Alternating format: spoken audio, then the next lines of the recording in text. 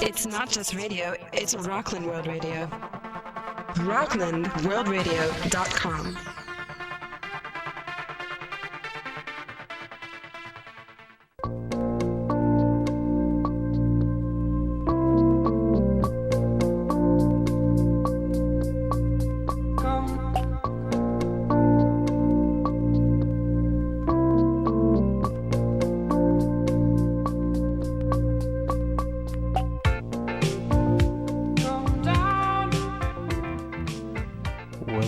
Dialogues with Dan, heard on Rockland World Radio every Tuesday at 6:30 p.m. Make sure to check out the archive page for all past programs. And now here's our host of Dialogues with Dan, Mr. Dan Wintop. Thanks, Jesse. Hi, everyone. This is Dan. And guess what?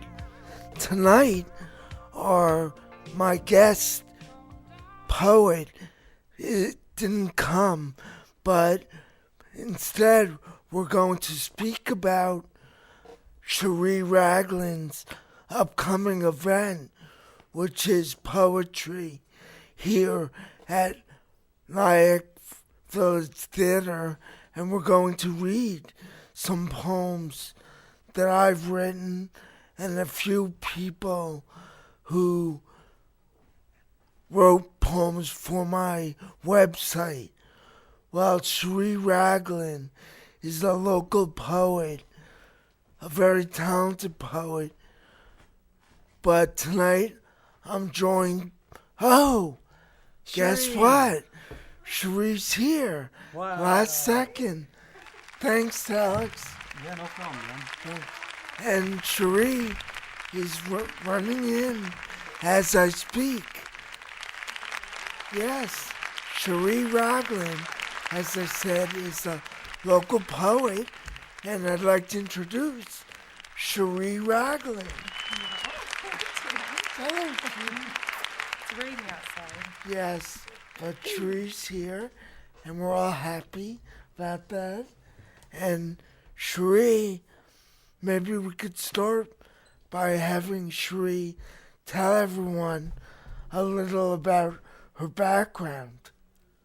Well, I'm from Oregon, Portland, Oregon, and I grew up there. I went and lived in Paris and later was a international flight attendant, so I flew around the world.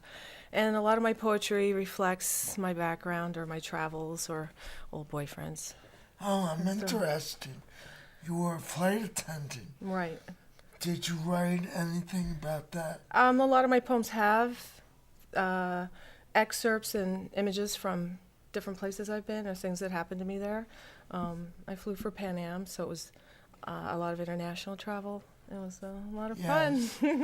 So I imagine a lot of that experience really impacts your poetry. Definitely. It's definitely a big impact. Yes. Could you tell us how you got into poetry? Well, actually, I met my ex-husband on a Pan Am flight. He was a flight attendant based in London, and we got married after 2 months. And he was leaving the industry to go work with a college friend at an opportunity in Detroit, which is a place I hated. And in fact, I'd had a layover there and sat in the room crying for absolutely no reason that I could think of, but just that I hated it there.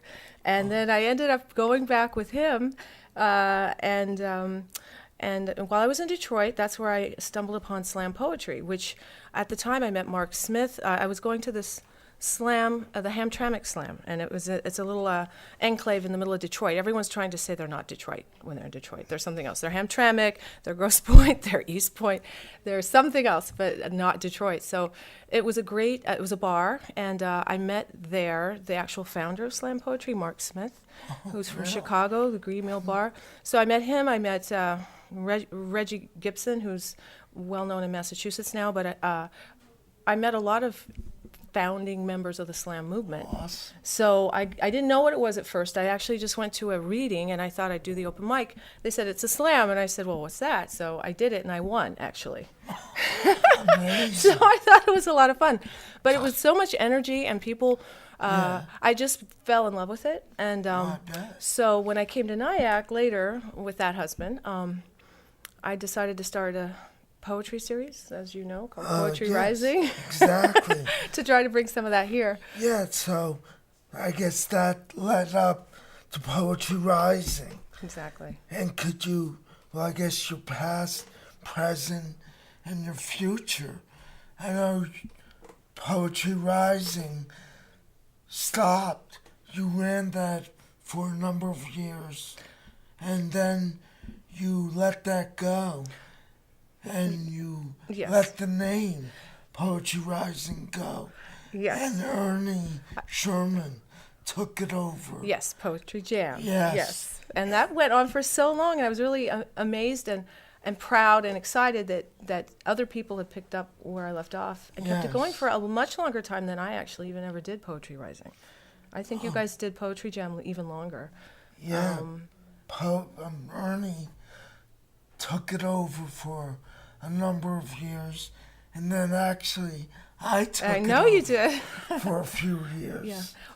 I feel like I should explain, because I did always feel a little guilty about sort of just dropping the ball. But that same husband who I went to Detroit with actually brought me here to Nyack, and then we got a divorce. So he had helped me start that as far as helping at the facility. He was filming it. I actually still have all these old digital 8 tapes that I have no way of looking at again. So if anyone knows of how to get digital 8 onto a DVD, I'd love to hear it, because he filmed a lot of the features that I had at the time, which are people that have gone on to do a lot of exciting things. So when that happened, I really had to focus on raising my 2 kids. So what happened was I couldn't really juggle the monthly series and everything that it took. And I remember I was driving in my car one night, and I realized I can be a poet or a mother. I can't do both. I have to be a mother. So I kind of just didn't have the energy or the time to keep that going, and I was thrilled that other people did. But what's funny is, well, now my youngest daughter just finished her first year in college, and so suddenly I have some energy again. Yes, you mentioned your daughters. Yeah. Yes. Could you maybe mention about, I know your daughter has some connection to writing or poetry. My oldest daughter, Brittany Raglan, is actually performing. She's in a hip-hop consortium called Inner City Kids. She lives in Brooklyn. She's going to school at Brooklyn College for screenwriting and editing and for film. So she fell into a hip-hop group, and she's actually performing and rapping on stages in the city and using words also in a very interesting way. And wow. So she's an amazing writer as it is too. As a child, she wrote novels, and so she's a real wordsmith, I'd have to say. Well, I guess we know where she got that talent Well, from. I like to think that some of it was rubbed off from all the different poets and the events that she went to. Absolutely. I'm sure. And I definitely am proud of her, and I've always encouraged her creative talents. And what's her name again? Brittany Raglan. Oh, yes. So she's a graduate of Nyack High School. Oh, we have a lot of excellent. talented kids here, so she's Yes. one of the many that have gone out, and we'll see what they do in the future. Right. So we spoke about your poetry and slamming. Maybe at this time we could ask you to do a little bit of your performance. Well, out of all the things, I'm not sure. Do you want to tell? There's a lot of things I could do. So let's see. It's raining outside. Should I do something with rain in it? Maybe. It's hard to choose. Yeah, I think that's... Well, actually, okay. So this is a poem called "On Becoming a Poet," and it's about my time in Detroit. It's actually kind of that's what it's about. So excellent. let me think, because I haven't said this one in a long time. Do you do this one without the slamming? Well, see, I actually stopped slamming, and I considered myself a spoken word artist after. I don't slam a lot of the drama and a lot of the intensity and a lot of the subject matter is a little, I found that I was doing something a little different. For a while, I did things with musical backup, I guess you know, Sam Yes, Harps that's and right. Larry McDonald. And yes, and so I have a little bit of a different style, and I wouldn't say that I would want to get up and go against a slam poet now in a competition. Yeah. But I can share. So this is On Becoming a Poet. So rather than do a little performance, you'll do straight... I'll do this poem right now. Oh, excellent. Cherie Raglan. Seated? I stay seated, right? Yes. Okay. Sure. It's like looking back through wavy glass at a strange land I'll never see again. In Barcelona, I get on the wrong train. It carries me north instead of south. It takes a while to get back to where I'm going. In southeast Michigan, autumn geese that should be heading in a southerly direction seem to be taking the opposite route instead. I am raking leaves when I notice this phenomenon. There is no Pacific Ocean to anchor me into the land, the opposite of water, the opposite of rain. When it's raining, I think of Oregon, the dribbling in the eaves, so comforting and mossy, like memory decomposing into earth, crumbling into garden. Raking leaves is a function of the nerves. The body travels through so much time and space, nor does the mind ever rest, fluttering ceaselessly like a flock of birds through nebulous patches and skies the color of tropical lagoons. In the Northwest, unlike Tobago, the sea skates in on icy waves and spangles the hard-packed sand with broken bits of an ancient geographical colossus, reduced to infinity in smooth oval stones. Black volcanoes, orientated prehistoric birds, the way something guides these geese. In Detroit, I am lost and seeking distinctive landmarks, people to meet, something impressive. How did you end up here of all places? Repeating, relentless, like ocean surf, but I am slowing down and hardening. Suddenly something shifts, something cracks. Unexpectedly, phosphorescence lights up the walls of my slow-forming cave. There are words on the walls, a kind of map. Excellent. Well, there's no need to applaud. So is that your feeling of Detroit? Yes, that is how I became a poet. I was really depressed there. It was rusty. Oh, yeah. I don't know if you know anything about Detroit, but it's in the news. Yeah. They always were having problems, and I thought it was a hideous place to live. But that is where I fell into slam poetry and met poets and artists and all kinds of wonderful creative people that were so sincere and doing it for the love of art, not to get famous. And I actually missed that. So when I came to Nyack, I wanted to bring some of that sincerity. And that's why I love poetry, because it is a sincere art form, and poets aren't trying to get rich and famous. You just don't end up doing it for that. And I just love the community that it creates, and so it saved me. It saved me in Detroit, definitely. Oh, excellent. So even when things aren't bright and happy, you still could get some greatness out of it. Absolutely. I got this out of it. And, excellent. Yes. And so maybe we could speak about your upcoming event here at the Nyack Village Theater. Okay, well, on Friday, the summer solstice, June 21st, there will be a new poetry rising here at Nyack Village Theater. Richard Quinn was very kind to accept that idea and embrace that. So we will have 2 slam poets I'm bringing up from the city. One I saw in a slam, the Urbana Slam, which is Taylor Molly started that slam. It used to be at Bowery Poetry Club, and it's moved to different places. But and you may have recalled that he came up here. He's one of the people I featured. Did you see Taylor Molly that time that he came? I must. He was wonderful. So she is actually connected with him in that slam and is a slam master, and she's won all kinds of awards and performed nationally, and so she's very interesting. She's actually Southern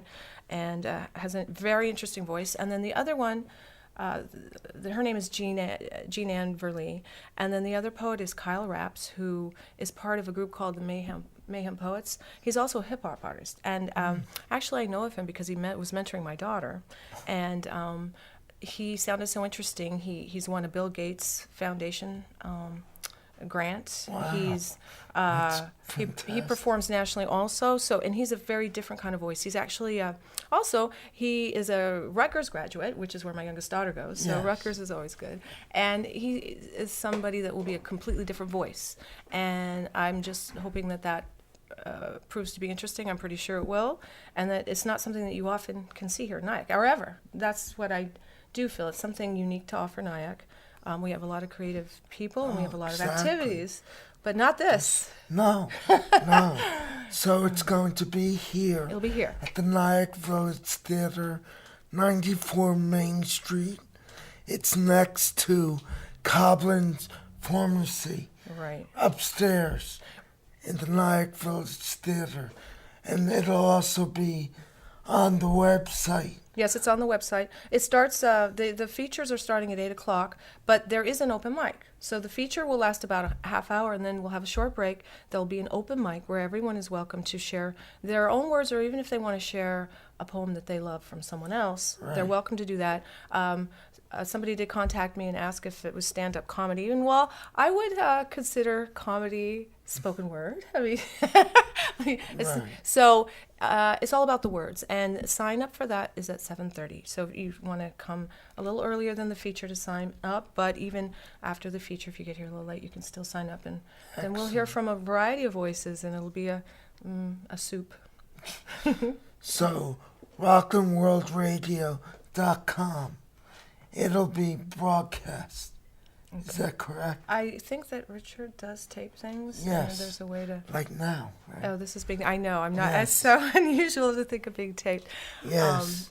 Yes, so it will be available if you miss it. But and then we were thinking we'll see how it goes, but we're calling it the Night Summer Poetry Festival, so there might be another seasonal festival, and it might be something then that can become regular. I'm not going to jump into every month, but maybe another event, and we'll see how it goes. You're going to be there, aren't you, Dad?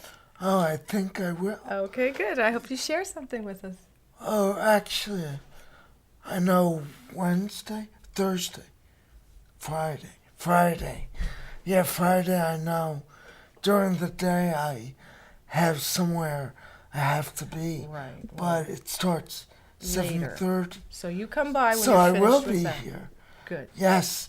Cheer you on. Put it in your calendar. Yeah, well, I'm exactly. hosting, so the main event is not for my performance. I will introduce the poets, and I want to host it. I mean, I'll Yes. share a poem. Now, I will do one poem, I think, in the beginning, in the interest of sharing, like everyone else. Oh, But no, that's it's not great. my performance. So Yes. now, I don't know how much time you wanted to talk to me now, but did you want another poem? Oh, yeah, in a finished? few minutes. Oh, okay. Oh, we're not Yeah, finished. yeah, Okay. the show will last until 7. The show's it goes on till like about 9:30, I would say. Oh, your show. Oh, And oh, that's- this show. Yeah. Which show are we talking about? Okay. Oh. Oh, okay. I forgot so to many- ask you ahead of so many time. shows. I didn't know ahead of time. Was it 5 minutes, 10 Oh, minutes, you're how good many at minutes? shows, right? Look at her. But she has a lot to show. Get it? Are you flirting? Oh, I wouldn't do Thanks, that. Dan. Okay. 'Cause Not- I'll tell your not mother. again, I'll right? tell your mom. Oh, would I you? know your mother. She's listening. Oh, good. Well, hello. Oh, to hey, Nancy. Mom. Good. Yeah, She's Mom. lovely. I wouldn't do that. Yeah, Mom loves you, Sheree. Well, She thinks you're Thank you. super talented. thank you. Well, you are quite a fixture here in Nyack, too, so Oh, I gotta thanks. tell you, I do admire your energy Yes. and your stick-to-itiveness. Yep, Dan is full of energy. So, Sheree, when you stop Poetry Rising, maybe you could speak about what you did in the interim? Oh, I've been a teacher. I actually am majored in foreign languages in college, and then I became a translator for Pan Am. So I went into teaching language as a way to support the girls, and I had their same schedule. So, and I love it. So I teach Spanish right now at a school in Westchester, middle school. Crazy age. It's pretty fun. I'm never bored. So that's what I was doing. I was doing that, and then I did keep up. Every now and then I do a performance here and there if somebody asked me to come do something. But I've been doing that, raising the kids and being a teacher, and it's been. And then I've taken some trips. I've gone to Europe a couple times and managed to go back to Paris and England and do some camping. We took a road trip across the country and, just various things. We drove up to Nova Scotia. So basically, being a soccer mom and taking the girl, the drama club and the fencing and all the things that they were involved in took a lot of time. So that, and then I got a master's during the interim as well, a master's in Spanish literature. Oh, that's all you did. So that took, and I That's did that it? bit by bit. Just got a master's. So that's why I really, kind of disappeared from the scene. But I But- certainly have been loved in supporting and going to whatever other events we've had here. Actually, there should be some interesting people coming to the open mic, I'm hoping, some talented people that I've enjoyed their performances. Yes. So. Any of the old gang? You know what's sad is that Wally, I did not realize wouldn't be able to make it on Friday. Oh, So yeah. Wally Glickman, who is like a major, major feature of Poetry Rising, will not be Yes. with us, and he will be missed. Oh, I'm And I sure. already talked to him about that. So if there's another one, it can't be Friday. Yes. But this one is. Oh. Well, he'll be around. Right. He's Maybe got- not this time. Yes, Sri, you spoke about poetry and your daughter is a poet or a... Wordsmith, I'd Hey, say. yeah, She writes wordsmith. poetry too. No, she is also a poet. Even my younger daughter wrote some lovely poems before. My other daughter does photography. She's worked with Ken Karlowitz actually and did some great photographs and has been exhibited at several places around the area thanks to his wonderful tutelage. So they're both very creative. Wow. Yes, so do you feel that poetry or even any of the arts are inherited? Oh, or you know, it's funny that you genetic? ask. It's funny that you ask. I don't know of how much of both Brittany and Sierra. Sierra's the photographer, but Brittany also did. They're very creative, and I'm not sure how much of that is inherited and how much is nurture because they were so exposed. Since they were infants, I'd take them in the museums. I remember in Detroit, one of the places I liked to go with them was the DIA, the Detroit Institute of Art, and we would sit. One was they were small, and we would sit in the room that was painted by Diego Rivera. The entire room has skylight, and it's just naturally lit, and all the walls around in this huge space are murals by Diego Rivera. And so we'd sit in there and spend time, lots of time, and then I'd ask my kids what they thought about art, and then we'd be writing at home. My daughter wrote a poem at 5 that I sent to the Highlight magazine, actually, that got put. So there was always writing and reading aloud to them. They love stories, and I read aloud to them till actually I think they were 14 and 16 or 12 and 14 every single night. So my oldest daughter loved like the series Chronicle of Narnia, the words, the magic of the words, and she had written a novel. I think by the age of she was 12. She was actually in 5th grade. She wrote a play, which she took to the principal and wanted to put it on at the school. And then the next year she wrote a novel, a science fiction fantasy novel of 130 pages. So she is way more of a writer than I have ever been. Because I do know it's hard to write. I sit down to write something and it either turns into a poem or I just walk away. So a poem I do, poetry is different than writing. Being a poet is different than being a writer, I find.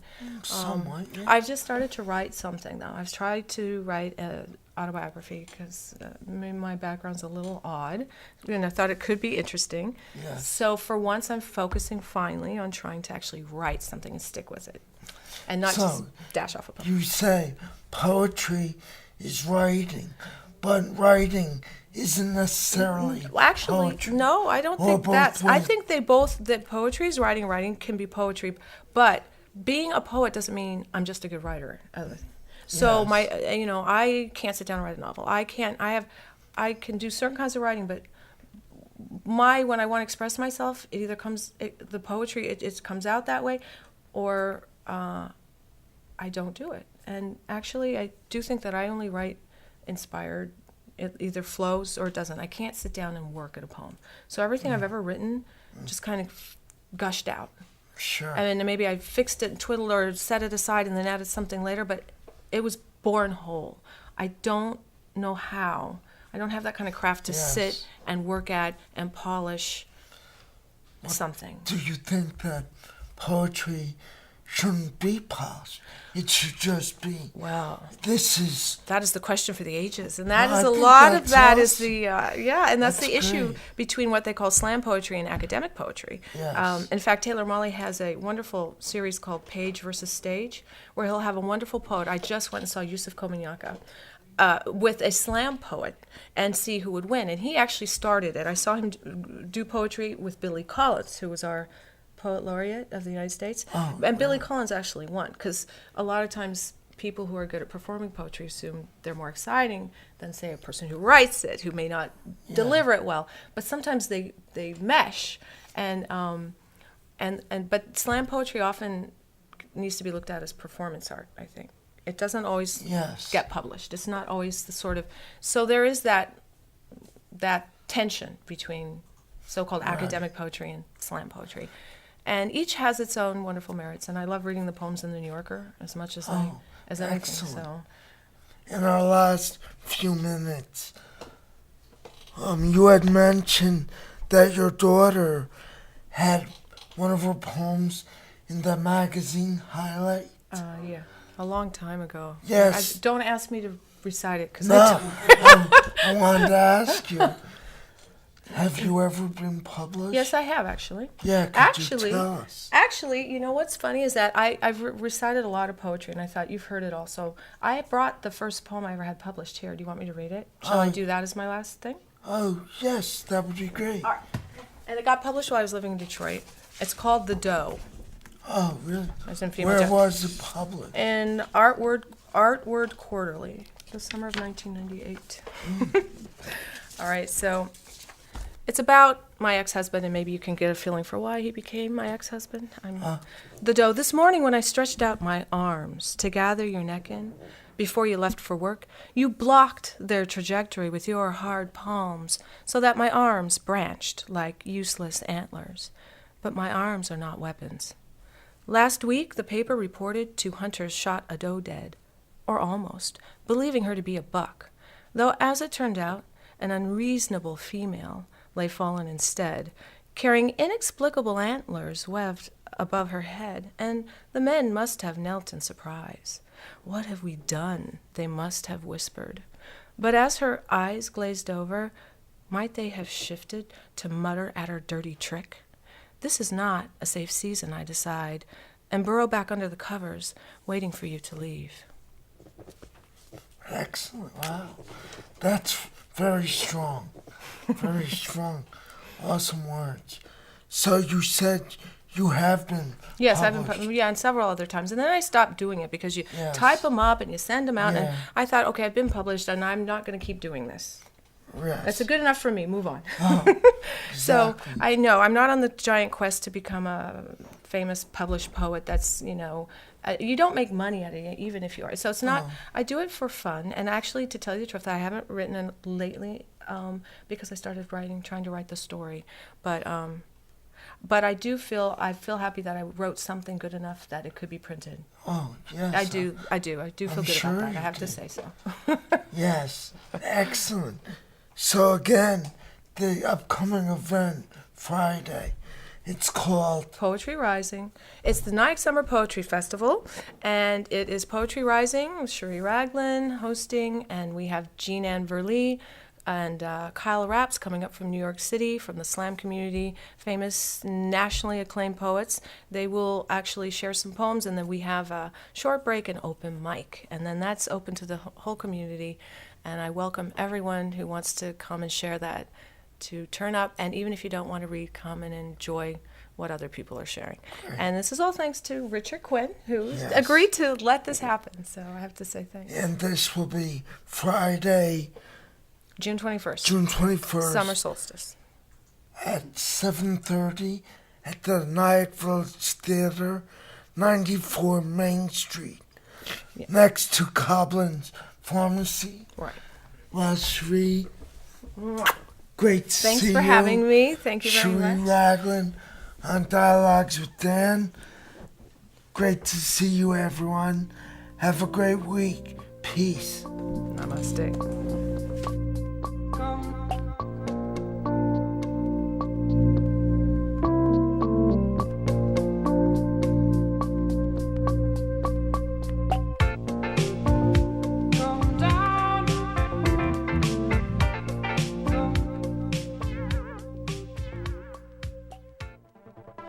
It's not just radio, it's Rockland World Radio.